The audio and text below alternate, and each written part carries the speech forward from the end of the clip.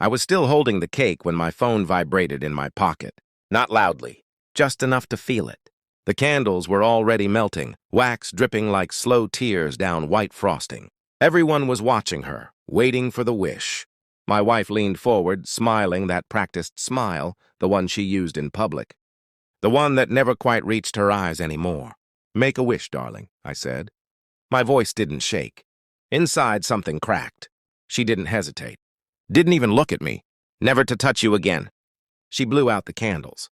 Laughter exploded around the table. Glasses clinked. Someone clapped.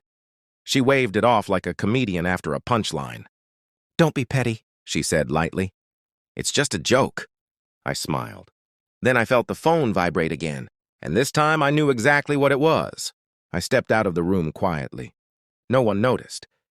They were too busy laughing. I stood in the hallway, the smell of candles still on my hands, and read the message I'd been waiting weeks for. The timing was almost poetic.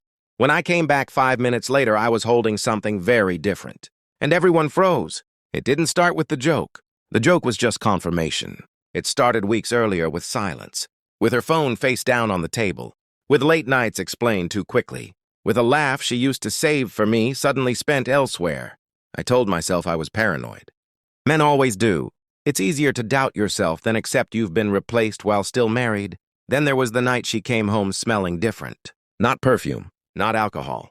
Something sharper, like adrenaline. I noticed how she flinched when I touched her shoulder, how she turned her body away in bed, how she said my name less. And his, never. But her mouth shaped different words now. I didn't confront her. I didn't ask questions. I watched. I listened. I memorized patterns. She thought she was careful. She wasn't. People never are when they think love or lust makes them invisible. A burner email left open once, a reflection in a dark window during a video call she thought I wasn't near enough to hear. And then there was the calendar entry she forgot to hide. Dinner, M. Just one letter. That was enough. Shock came first. Then denial. Then something colder. Something cleaner. I stopped reacting emotionally. Emotion cloud strategy. Instead, I prepared. I copied phone records. I recovered deleted messages. I followed once, just once. Enough to know where the truth lived. And then I waited. Because the truth hits hardest when it arrives on a day meant for celebration. I acted normal. Better than normal. Attentive, quiet, present. Inside, my thoughts were razor wire. Every smile from her felt rehearsed. Every touch felt borrowed. I replayed conversations in my head, noticing where meaning shifted, where sincerity drained out. At night, while she slept, I stared at the ceiling and counted. Breaths. Hers. Mine. Wondering. When we stopped breathing the same air, the evidence stacked neatly. Photos saved to a drive. Messages archived. Dates aligned. Lies mapped. I didn't rush. Revenge rushed is sloppy. Truth delivered cold is surgical. Her birthday approached, and I knew.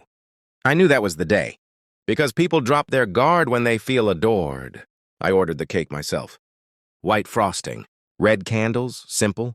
Familiar. Something that looked like us before. I dressed carefully. Calm. Neutral. No tells. I even practiced my smile. By the time the candles were lit, I was ready. The report arrived that morning. Not just messages. Not just photos. Proof. Irrefutable. Time-stamped. Signed. I folded it neatly and slid it into a plain envelope. No drama, no labels. It sat in my jacket pocket while she laughed with friends, while she made her joke, while everyone laughed at my expense. Just a joke, she said. Yes, just a joke. I returned to the room holding the envelope. I didn't raise my voice. I didn't slam anything down. I placed it gently on the table. For you, I said. Her smile faltered. What's that? Open it? Confusion. Then annoyance. Then something flickering underneath. Fear, maybe. She opened it.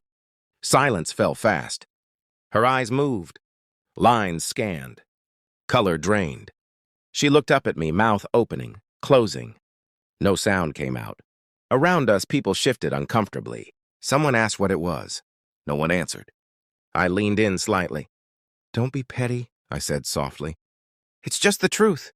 She broke. Tears, denial, whispered excuses that meant nothing anymore. I stayed still.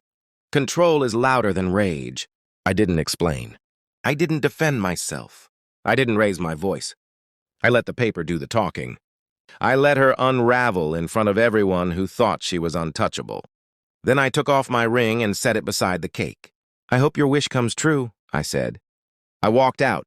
No running, no drama, just the sound of a door closing. Behind me and a room full of people realizing laughter has consequences. Later, alone, the quiet felt heavy, but clean. No more guessing, no more waiting, no more shrinking myself to fit beside someone who had already left. I didn't feel victorious. I felt finished. Some endings aren't loud. They don't need explosions or screams. They just need clarity. She lost the power she thought she had. I reclaimed the silence. And in that silence, I finally heard myself again.